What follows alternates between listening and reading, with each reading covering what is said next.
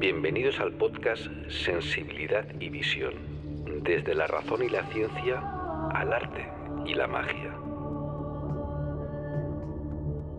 En la búsqueda de referentes y de inspiración, cómo a través de la sensibilidad incrementamos nuestra visión.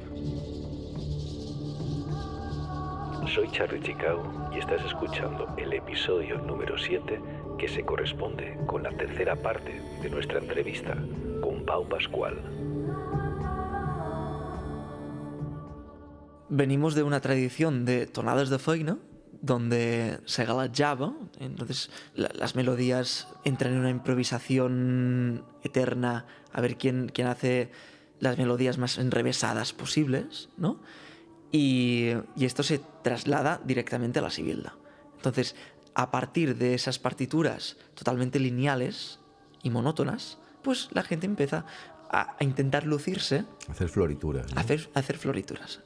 Y tenemos esta primera grabación de la sibilda que graba Alan Lomax en el 1952, donde tú puedes ver una sibilda que no es como la que conocemos ahora mismo, porque llega un momento en que si sistematiza toda la partitura de la sibilda, ¿cómo se suele hacer normalmente? Así, vale, pues a partir de ahora, estos microtonos que hacéis vosotros cuando galajau, pues ahora van a ser notas musicales. Y a partir de aquí siempre lo vais a hacer así. Hay quien entiende eso como la muerte de la sibilda, o hay quien lo entiende como la continuidad. La continuidad. Pero bueno, es algo bastante propio de la música popular si la contraponemos con la música culta, porque si miramos la historia de la música, hoy en día está prácticamente todo mezclado, y ahora lo aclararé un poco. En el pasado era muy radical la diferencia entre la música popular y la música culta. La música culta tenía su origen en la música sacra, y es en cuanto aparece el cifrado de notas musicales, que esto lo encontramos en la Edad Media, y de aquí hay un personaje muy importante que es el Papa Gregorio I. De ahí viene el canto gregoriano, que es el que dirige, el que pauta el hecho de que se pueda empezar a escribir la música, y no solo decide las normas de escritura de la música, sino que decide qué es lo que se puede hacer y qué es lo que no se puede hacer, hasta el extremo, que supongo que esto sonará, que hay lo que se llama la nota del diablo, que es lo que se llama el tritono, que es una quinta disminuida en cuanto a intervalos, claro. Que era penado con la muerte. Es decir, tú interpretabas ese intervalo de notas y te condenaban a la hoguera. Es decir, no solo daban unas normas de qué se podía escribir, sino de qué es lo que se podía hacer y qué no se podía hacer. De manera que la alternativa a la música sacra que se escribía era la música popular, que seguramente existía, o seguramente no, existía mucho antes de que surgiera en el siglo XI este movimiento religioso donde ya se escribía la música, donde es la música popular que se pasa de boca en boca.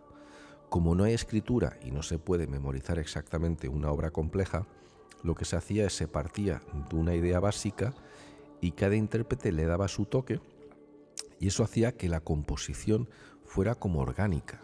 Cada generación ponía su granito de arena, y seguramente muchas canciones que nos llegan a día de hoy de corte popular ha sido una evolución y no se señala un único autor.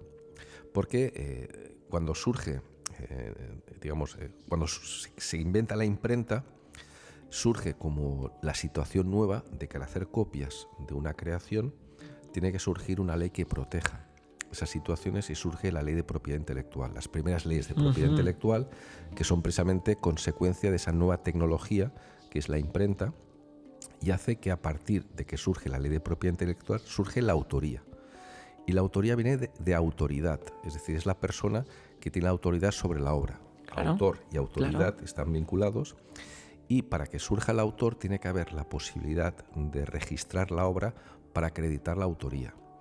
De manera que cuando surge la partitura musical, surge la ley de propiedad intelectual, es fácil identificar a un autor, teniendo en cuenta que la única manera de cambiar esa pieza con autor tiene que ser con el permiso del autor. Eso es lo que se llama el derecho de transformación, de manera que el autor se reserva el dejar o no que evolucione su obra con otras participaciones de autor, lo que se llama obra derivada. Bueno, son tecnicismos. ¿Por qué digo todo esto?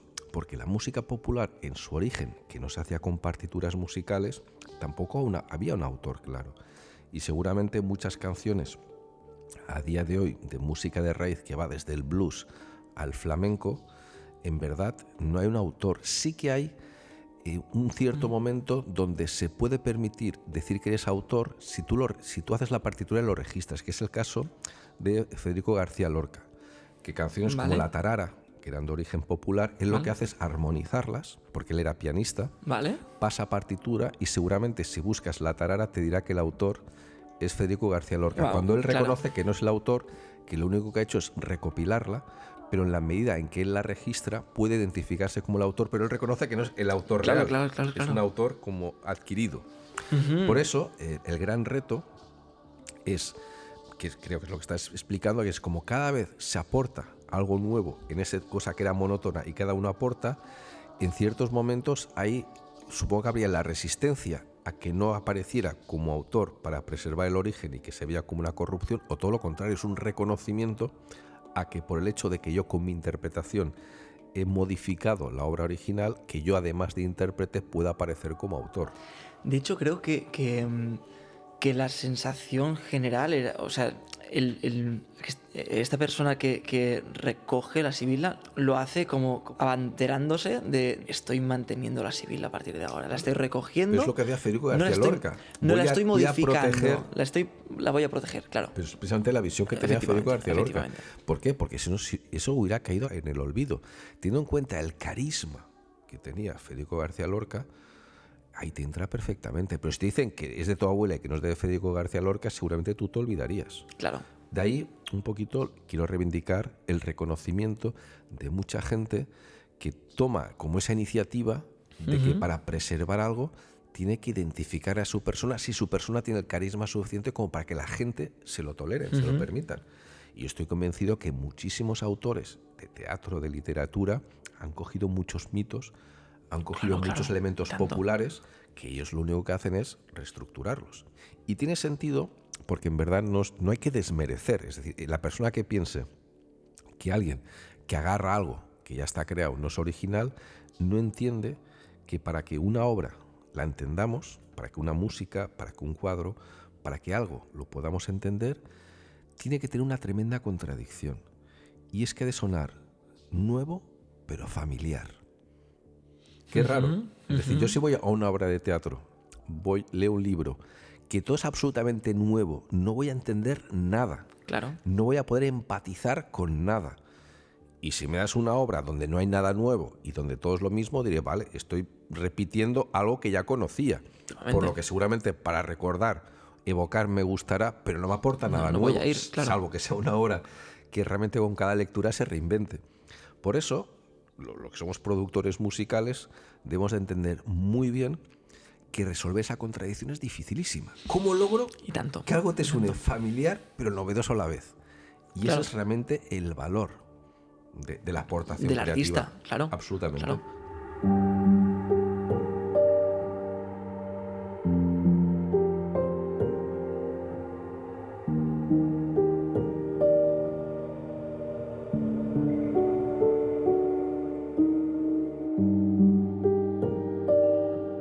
Bueno, nos hace artesanos también en cierta medida, ¿no? Exacto. Vamos a ser conscientes de, sobre todo en un paradigma comercial. En el momento en que tú entiendes que hay una industria, que tienes que llegar a un público, pues en teatro sabes hasta dónde puedes forzar una convención. Siempre tienes que evolucionar algo, pero no demasiado. Claro, es un tira y afloja de evolucionar constantemente.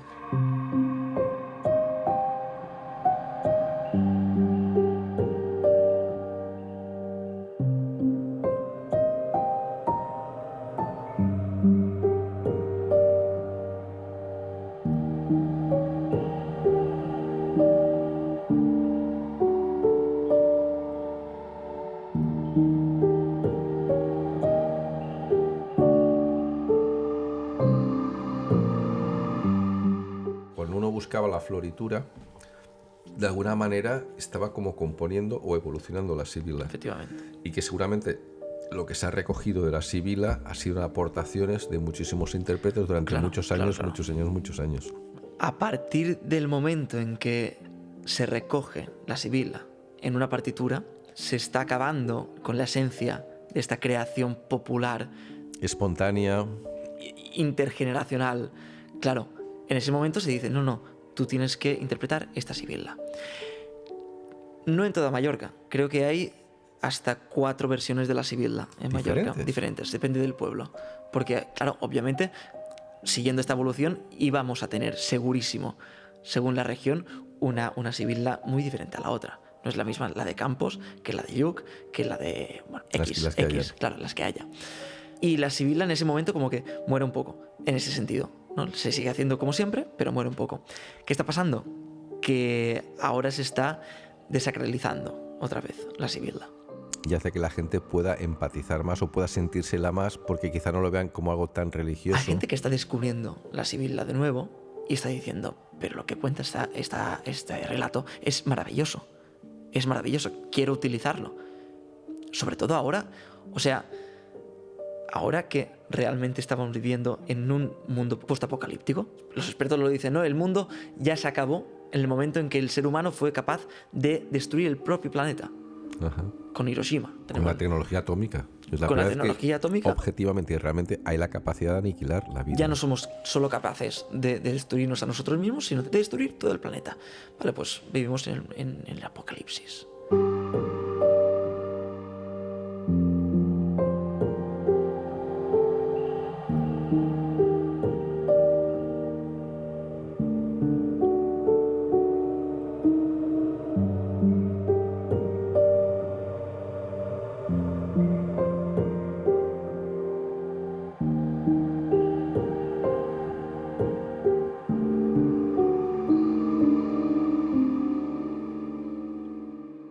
Entonces la sibila, como siempre ha ido haciendo, está en un máximo vigor actual.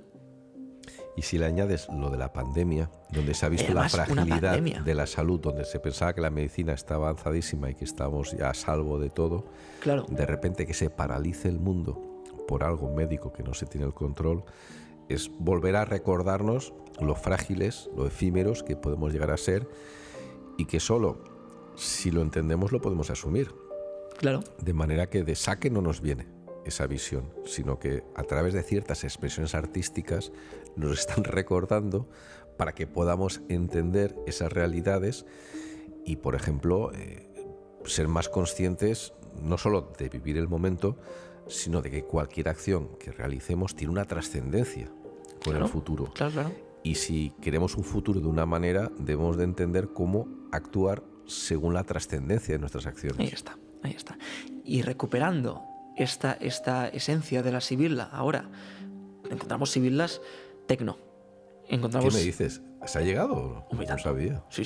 Lo hicimos con Jaume Gelabert en Tramuntana Studios. Wow, no lo sabía. Y se encuentran... Marc Grimald tiene una sibila poderosísima con vocoders. Una pasada. María Arnal tiene un relato de la sibila que no comparto, pero que me parece precioso, de un mensaje de esperanza.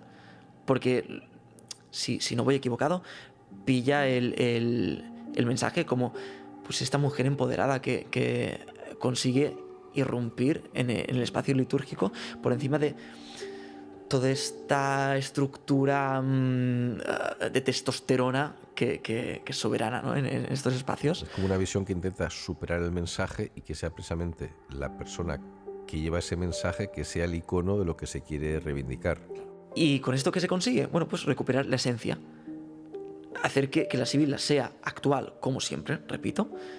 Hacerla actual y utilizar la sibila para expresarnos, para dar a conocer nuestra visión del mundo. Así como lo hacían los mejores cantantes del pueblo, luciéndose, pues yo ahora estoy preparando un espectáculo con la sibila y estoy dando mi visión del apocalipsis, que para mí en este momento, en mi contexto de estar viviendo en Mallorca, es ver cómo cada año ver crecer el nivel del mar. Claro. Igual es porque se derriten los polos o porque nos estamos hundiendo de la cantidad de gente que está llegando, ¿no? Me lo creo. Pero bromas aparte. Me lo creo. Estoy utilizando la sibila para dar a conocer un mensaje de apocalipsis. Y claro, aquí hay quien dice, por favor, dejad la sibila en paz. Un director me lo dijo aquí en Barcelona hace un par de meses. Pero en el sentido de no dejarla evolucionar, no reivindicarla. No, que ya hemos hablado demasiado de la sibila. No me consta a nivel popular que la gente esté en la calle cansada de hablar de la sibila. No, pero es verdad que, bueno, no es todo el mundo que acuda al teatro, no es todo el mundo que se ponga a escuchar fricadas maravillosas fricadas, que no se me malinterprete, en Spotify, o que pueda llegar a entender, quiera llegar a entender el mensaje de la sibila, por ejemplo, de María Arnal. Entonces, como el público objetivo se reduce muchísimo y quedamos los de siempre, que somos los de siempre que vamos al teatro, es como, parad ya de hablar de la sibila porque ya sí, lo entiendo, os gusta muchísimo. Pero aquí yo le digo, de acuerdo, pero es que la sibila tiene, o sea, en todo momento la sibila se ha utilizado, bueno, en la actualidad, o sea, Sí, no, convive con nosotros. Sí. Está en nuestro imaginario. No sé si compartirás conmigo la idea. A ver. Yo te lo suelto. Sí. Que es lo siguiente. En ciertas expresiones artísticas, y si me apuras, hasta en ciertos relatos filosóficos, mucha gente no los entiende o no se siente identificado porque en muchos casos mucha gente no entiende lo que no sea explícito. Es decir, las interpretaciones, lo que representan. Y fíjate que hemos empezado el podcast hablando de Hollywood, del cine, y para mí de alguna manera el cine representa esa atrofia de entender las cosas, porque el cine te representa las cosas más explícitas que la literatura. Te pongo un ejemplo para que lo entiendas. ¿Quién no, habiendo leído un libro y luego viendo la película, siempre la película la ha decepcionado? Claro, la película te roba tu capacidad de hacerte tuyas las cosas. ¿Qué ocurre? Que si una persona jamás ha leído un libro y siempre preferirá ver la película porque se lo dan masticado, y eso de alguna manera provoca una atrofia, que es el no entender cómo puedes ver representaciones más allá de lo explícito. Y en este sentido podemos aplicarlo a Sibilda. Y antes has hecho un guiño que me ha gustado porque me lo has puesto así en bandeja, que es el mito de la caverna. Es decir, para mí el mito de la caverna tiene muchísimas interpretaciones, y una de ellas es lo que representan las redes sociales. Es decir, si recuperamos el concepto del mito de la caverna, donde hay una caverna donde la entrada hay un fuego y unas personas que habitan dentro, lo que conocen del exterior son las sombras que ese fuego proyecta en la pared, lo que ven como sombras en la pared son deformaciones de la realidad. Pero como no son conscientes, dan como absoluto y cierto esas deformaciones, y eso les impide ver de una forma totalmente precisa cómo es la realidad. Uh-huh. Para mí, esas deformaciones es lo que la gente proyecta en las redes sociales. De manera que si tú te limitas a conocer la vida deformada a través de una pantalla, eso es el mito de la caverna. Yo a mucha gente le digo, ¿no ves que es exactamente el mito de la caverna? Y me dicen, no, porque como no tienen móvil no es lo mismo. Es decir, el problema de lo explícito. Uh-huh. El cine, te pongo un ejemplo, pero en general otros aspectos que son muy explícitos han provocado una atrofia para entender el valor representativo de muchas cosas. Y si de repente dicen, ¿por qué voy a escuchar la sibila si no habla ni de mí ni de las cosas que me pasan? Sí que está hablando de ti, joder, pero como no te dice tu nombre, tu apellido y el careto que tienes, parece que no va para ti. Y porque necesitas como mínimo, o sea, la sibila tiene muchísimas estrofas, ¿vale? Y una sibila puede llegar a durar 45 minutos. Porque esto no lo he mencionado, pero es importante. La sibila es un canto que se hace a capela, pero que cuenta con unos interludios de órgano, ¿vale? Que anuncian aquello que está por cantar. Y crea como una solemnidad. Joder, y tanto. Y tenemos, cuando vamos a hablar dels bons, los buenos, o de O humil verge, o humilde virgen, pues el órgano suena de una forma muy distinta que cuando se habla de los mals, los malos. Wow, aquí te puedes cagar. Yo me estremezco cuando escucho según qué órgano. Tiene una fuerza, una épica. Hombre, y tanto. Que después esto es como discutible si aún deberíamos seguir acogiéndonos al órgano como instrumento capaz de representar musicalmente la sibila. Porque yo entiendo perfectamente que un campesino del siglo XVIII-XIX, incluso a principios del XX, se pudiera cagar vivo escuchando un órgano retumbando en Si a mí me iglesia. pasa con toda la cantidad de música que he oído, imagínate que una persona que no está acostumbrada a tantas cosas Es el equivalente a yo, que me sigo sorprendiendo viendo las vidrieras de las grandes catedrales, las luces y los colores que... Imagínate si nunca habías visto el cine, nunca habías visto la televisión. Yo creo que se quedaban totalmente fascinados y sometidos. Porque quieras o no, hay un trasfondo de sorprenderte para que te quedes acojonado y te lo creas todo. Pero ves, tú eres una persona súper sensible. Y yo a mí mismo también me considero una persona sensible. Y si la gente ha llegado hasta aquí escuchando, es que también la gente que claro nos escucha que sí, por es sensible. supuestísimo. Por supuestísimo. Claro, yo me estremezco con el órgano.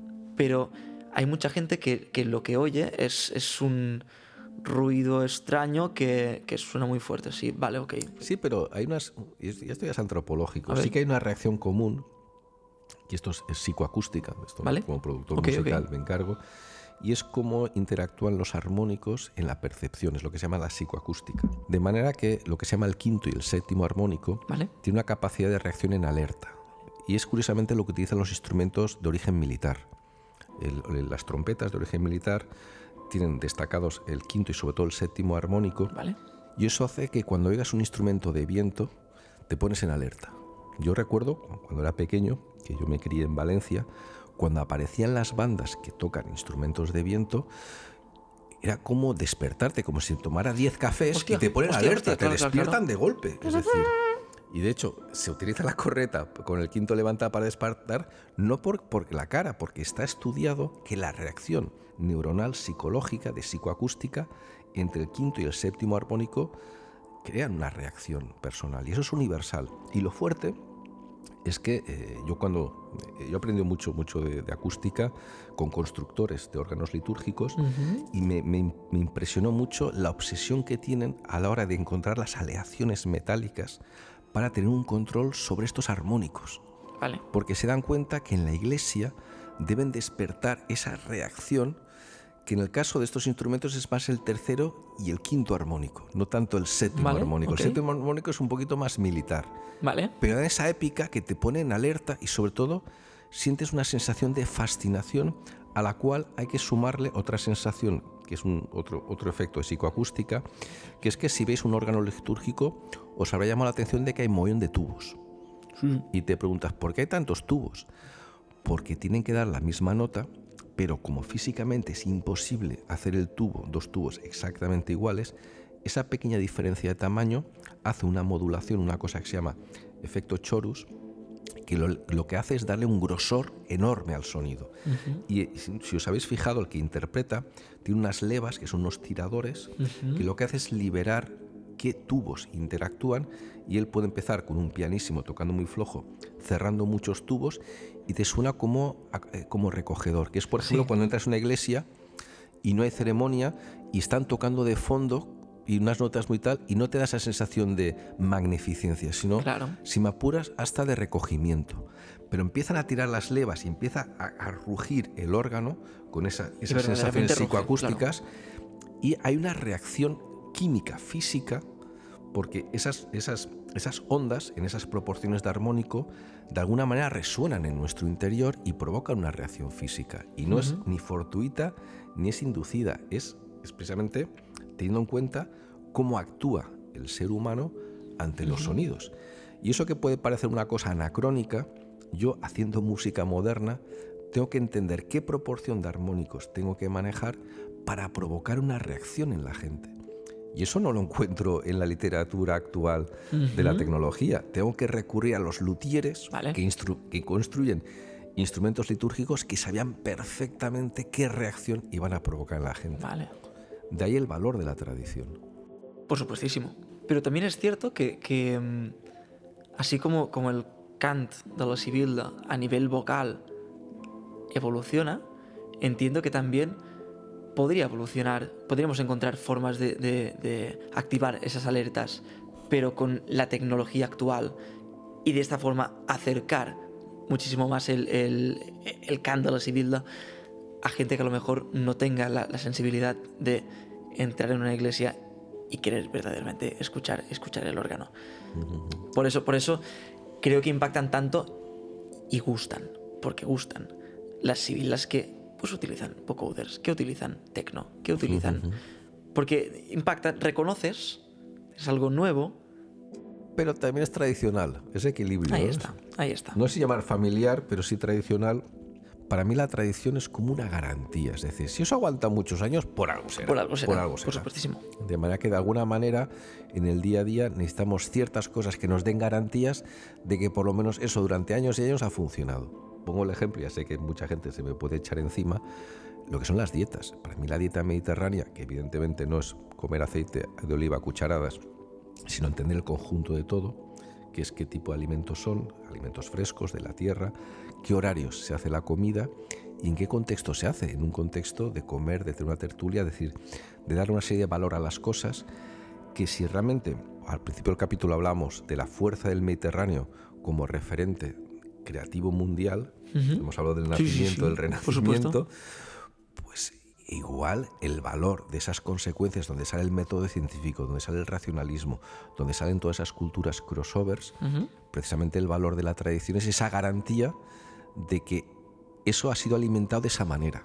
Claro. Si eso ha funcionado alimentado de esa manera, yo estoy dispuesto a seguir siendo alimentado de esa manera para yo ponerme en continuación. Ahí está. Y ahí no está. discuto que a alguien le guste el sushi o opte por la dieta, vete tú a saber de qué, X. pero Bueno, yo para mí lo que me cocinaba mi abuela era esa tradición que me da la garantía de que por lo menos me da una calidad de vida y que no veo por qué hay que renunciar a eso. claro, por supuestísimo. Y precisamente pongo en valor Mallorca como ese lugar donde tú, por ejemplo, entiendes el valor de esa tradición, no porque sea querer ser diferente a los demás porque no está de moda esa, sino porque de alguna manera, no sé si consciente o subconsciente, te llega a ti una garantía. Como que te llega, Sí. eso ha funcionado durante muchos años. Evidentemente no quiero decir que todo lo que sea tradicional sea positivo, porque evidentemente todo siempre ha de claro, evolucionar, obviamente. pero reinventarte la realidad de forma permanente a lo que te lleva, o por lo menos entiendo a lo que te lleva, es a una tremenda confusión. Sí, en Mallorca, la tradición gastronómica en Mallorca es amplísima, amplísima. Y existe realmente una devoción a la gastronomía. En todos los sentidos, durante todas las estaciones, desde las hortalizas que cultivemos hasta los frutos, los madroños, esas bosses en Mallorca, cualquier tipo de plato que se improvise como el pan bali, o platos que lleven muchísimo tiempo de cocina y que al fin y al cabo es como un ritual, ¿no? Cuando comemos caracoles, cuando hacemos arroz brut. Sí, también una manera de concentrar a la comunidad y a partir de aquí que surjan cosas, ¿no? Es curioso porque hablando de tradición y hablando de Mallorca, a veces obviamos, lo digo porque hemos hablado de la tradición cristiana, mezclada con lo pagano, pero la influencia musulmán en Mallorca es impresionante. Es decir, ya no solo nombres de ciudades como Bani Salem o muchos lugares que son nombres árabes, sino toda la importancia de los regadíos, de los cultivos, de muchas cosas tradicionales, han dado mucha calidad al territorio. Sin embargo, a veces nos olvidamos de una gran aportación musulmana y, si me apuras, individual.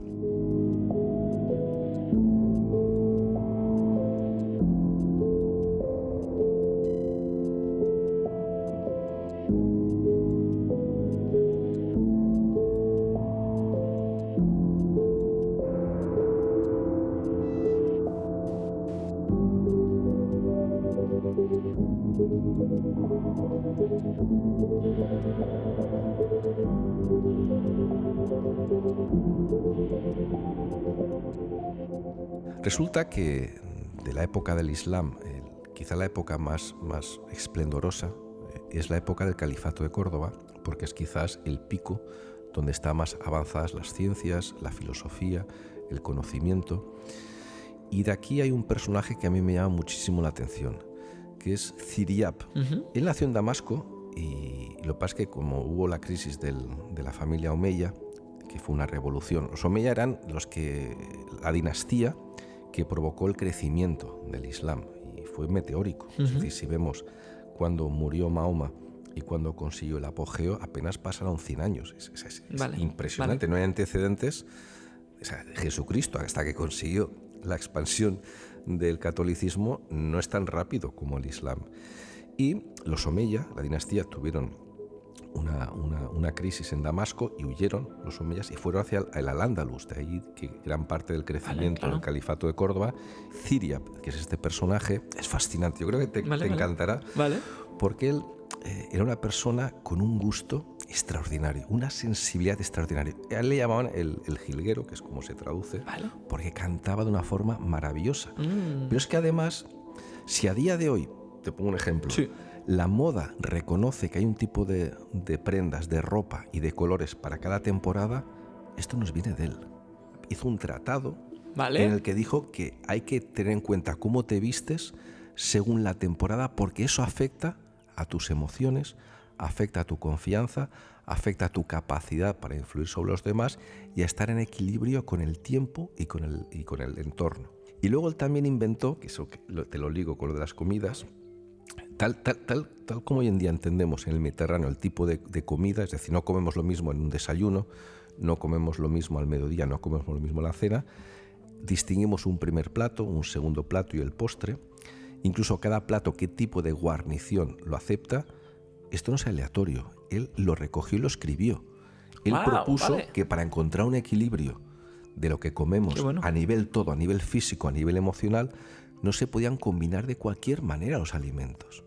De manera que él parte como músico del concepto de armonía y cómo traslada ese concepto de armonía, de equilibrio, de balance a todo el entorno. A ver, te pongo dos ejemplos de lo que ha quedado a día de hoy, que es la ropa y la alimentación, pero tiene muchísimas más cosas desarrolladas. Qué bueno. Y en Mallorca, siempre que estoy, de alguna manera me resuena, me llega esa sensación de equilibrio, que te he puesto el ejemplo del que considero yo como un genio que lo haya conseguido, pero es que la isla está impregnada de ese equilibrio, de esa sensación de armonía. Y pensar que eso es el Islam y es todo, yo creo que no, porque no en todos los países islámicos encontramos ese equilibrio, esa calidad de vida. Y eso yo creo que hay que reconocerlo. Y eso está en el territorio, está ahí impregnado. Aún así pongo en duda si esta, repito, es una persona sensible y tú lo puedes ver en su máximo esplendor, pero dudo si esta armonía en Mallorca ha pasado a ser sencillamente una postal, incluso para los que vivimos en Mallorca.